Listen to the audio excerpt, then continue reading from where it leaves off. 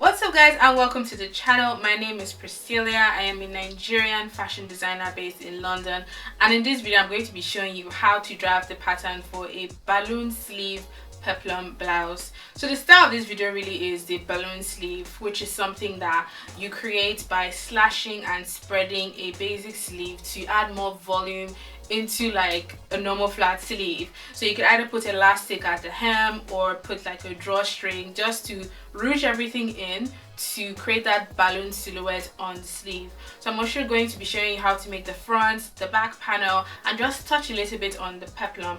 As for the peplum, I already have a circle skirt pattern tutorial and I'm going to link that down below. So if you want to see it, please check it out. But if you're curious to see how to make a balloon sleeve, then keep on watching. If you aren't subscribed already, like the DIY family takes newcomers every time. Like, we like new faces, we like returning faces, so click that subscribe button and stay tuned for more tutorials in the future. Make sure to give this video a thumbs up if you enjoyed it. Comment down below all of your questions, suggestions, or ideas. And without further ado, let's just jump straight into this because I'm actually excited to do this tutorial. It's been a while I did this kind of pattern, so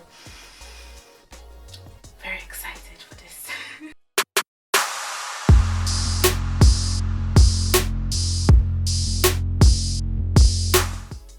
So I'll be using the following tools for this pattern tutorial. I got my usual suspects in the house. I also have some fresh pattern paper which I got from William G. I would link it down below if you're interested. I have also gotten my basic sleeve block. I have gotten my front and my back bodices because we're going to be making a top. So I've also gotten myself some tape measures, some sellotape, my rulers, both the straight triangle one and the curved one. I've gotten my scissors, pen, pencil, and eraser. So the first thing that we're really going to be doing is to focus on the sleeve because I think that's sort of like the star of this tutorial. So I've already gone ahead and I've traced around my basic sleeve block, just transferred all the necessary notches and points. It's exactly the same thing as on the fresh pattern paper. The difference here is I decided to drop the sleeve head by 2.5 centimeters because this would reduce the amount of ease that you have to put into the armhole of the dress. I just want it to be like a smooth head and not have any gathers or pleat on top. And once I've taken out that 2.5 difference, I'm just going to go ahead and curve it back into the front and the back of the sleeve curve. So the next thing I'm doing here is to increase the sleeve length because I want the balloon to be really full. I'm going to make the sleeve 26 inches long and I'm just going in here to extend the sleeve into the new hem that I have. So I'm just marking the point, which is 11.5 centimeter below the old sleeve hem. I'm marking it on the left and the right hand side. And I'm going to draw a straight line here and then connect the sides of the old sleeve to join the new sleeve hem. So once this is done, we're going to have a brand new sleeve that has a less round sleeve head and is longer. So the first step in the slash and spread method is to divide the entire pattern into two. So I'm just going in here to check how wide that particular bottom of the sleeve is, and it was about 9 inches. So I'm going to divide that into two from the top of the sleeve to the bottom, and I'm going to go ahead and divide each side into 3. So the great thing is this ruler was just the perfect width to create panels. I didn't need to think too much about it, so I just placed the ruler, matched it with the edge, and then just draw a line from the bottom all the way to the end, and I have my 3 panels for the left hand side. I'm going to repeat the same thing on the right hand side and create my 3 panels as well. So once I'm done creating the 3 panels, I'm going to end up having 6 panels for the sleeve pattern.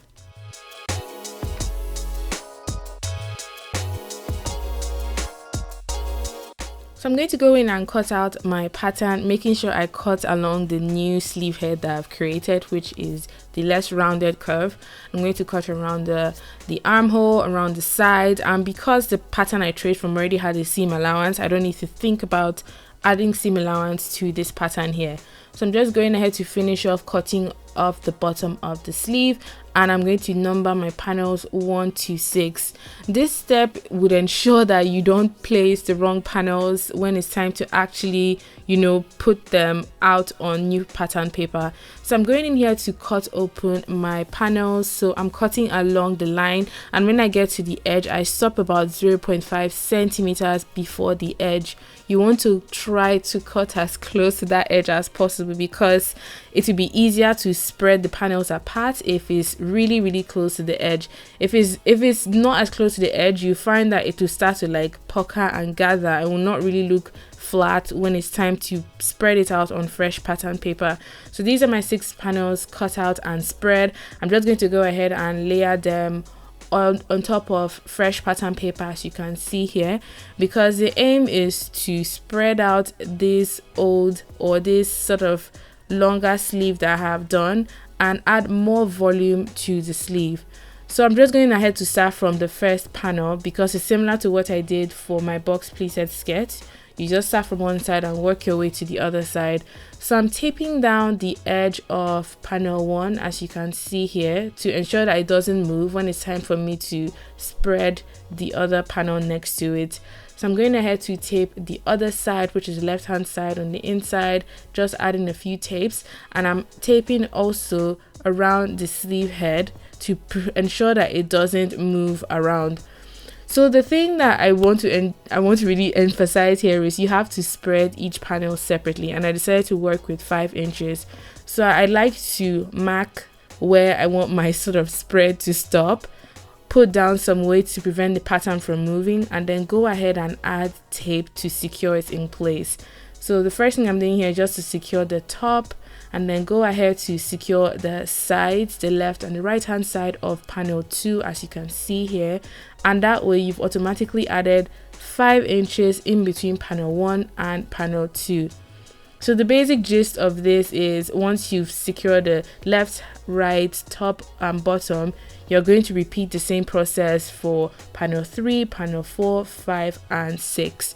So this is what all of my panels look like, all spread out. There is 5 inches in between each panel, and that line that was there was the perfect line to use as a guide when I was spreading the patterns apart.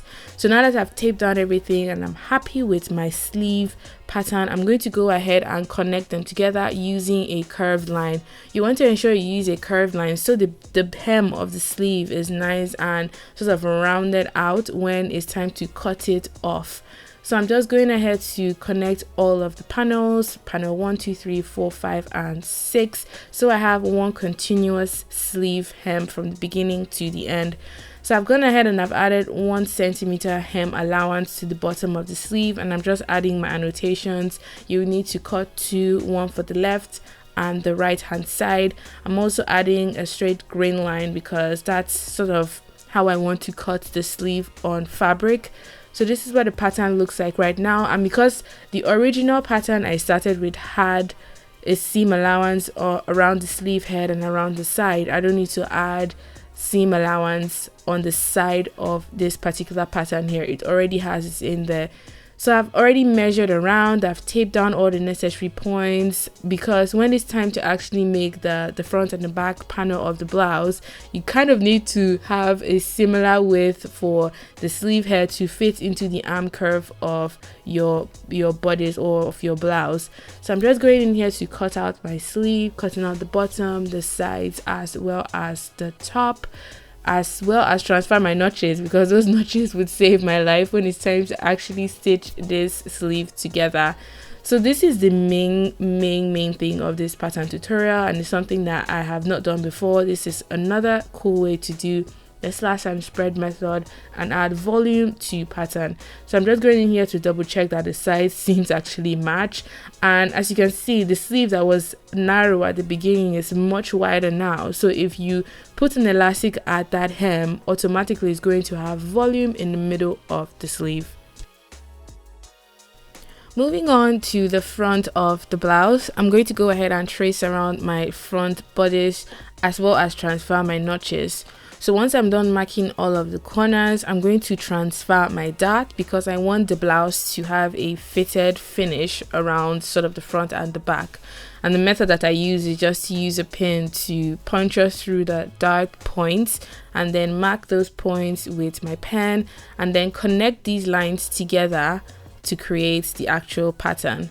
So I just connected only the top half because that's how much I want. The length at this point is about 16 inches, but I want it to drop a little bit lower beyond my waist. So I'm just adding 2 inches here, and I am going to extend my front bodice by 2 inches below, smoothing that side so it's sort of nice and rounded around the waist, and connect the hem. So here I wasn't sure if I wanted to extend the dart or make it shorter, but for now I just extended it. I will really know when it's time for me to sew this thing together, like if the dart looks weird or if I don't like it at all. But for now I just extended it to the new hemline before going ahead to create my side dart. So I'm just going in here to mark my bust line, and the difference between my bust line and this horizontal line I drew is 3 centimeters. I have marked the middle point, and I'm going to draw a dart that is slightly slanted. It's not straight because I've done a straight one in the past and I really didn't like how it sat on my body, so I made this one slightly slanted, ever so slightly, not that much, and is 9 centimeters long. I'm just connecting the other side, and I'm going to extend the sides by 1 centimeter and create our tiny triangle that will allow the dart to sit nicely on the side seam of the front. So this is the front all done, and we're going to cut it on a fold because I want just one piece. The other thing I'm doing here is just to add a 1 centimeter seam allowance all the way around because the body's block doesn't have seam allowance, so I always have to add seam allowance after I've traced it onto fresh pattern paper. So once I'm done adding my seam allowance along the sides, along the arm curve and the shoulder, I'm going to drop my center front neckline by 2.5 centimeters. I just feel like it would be way too high to just leave it the way it is, especially since we're coming up to the warmer seasons. I'm just going to drop it by 2.5 centimeters and then connect it to the shoulder of the front.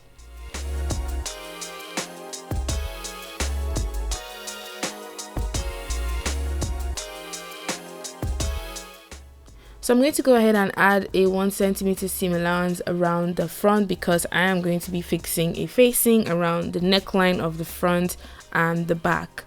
So I'm just going ahead to check what the measurement is, as well as add a 1 cm seam allowance. I forgot to add the 3 centimeters that we're going to lose through the side dart here. I did it later on in this tutorial, so do not worry. I'm just going ahead to write in any necessary annotations I need, as well as how many pieces I need to cut. So this is the front panel all done and cut out, and I'm going to move ahead to the facing. So I like to use facings to finish off necklines because it just makes it look really nice, clean, and properly finished. And I've gotten myself some fresh pattern paper, and I'm going to trace around the neckline as well as the shoulder, and also indicating where my center front is because you sort of want the facing to match along these points. So once I've marked them out, I'm going to go ahead and connect my dash lines. So the dash line here for the neckline, draw that all in, as well as my shoulder. The facing is 9 centimeters wide. I always like to stop my facings before they reach the arm curve because then it just makes sewing much more complicated. So it's 9 centimeters wide along the shoulder and along the center front. So I'm just going to draw a curved shape on the bottom of the facing. You can make yours square, you can make yours a V. I just like to work with sort of circular shapes for facings because it just comes out nice and clean when you spread it out. So the facing you're going to cut in a fold so it sits around the entire front of the blouse, and you just need one piece for the front. So for the back, you're essentially going to repeat the same thing. To trace out the back panel, you transfer your darts and your notches, you add your seam allowance. Because it's the back, I'm going to be adding a zip allowance on the center back, and I'm going to be making a back facing. So now that I have my front and my back done, this was the point I realized I needed to add that 3 centimeters that we had lost through the side dart in the front. So I'm going to go ahead and remove the 3 centimeters that for some reason I thought was meant to be in the back. I think I was just hungry at this point and my brain was slow. So I'm going to remove that 3 cm that I mistakenly put in the back and add that 3 cm to the front, because that's where we actually need it. And like I said before, that 3 cm is there because when you sew up the side dart, you're going to lose 3 centimeters that you're taking in through that side dart. So I'm just drawing in the 3 centimeters, adding a 1 cm seam allowance above, and then cutting it off of the back panel.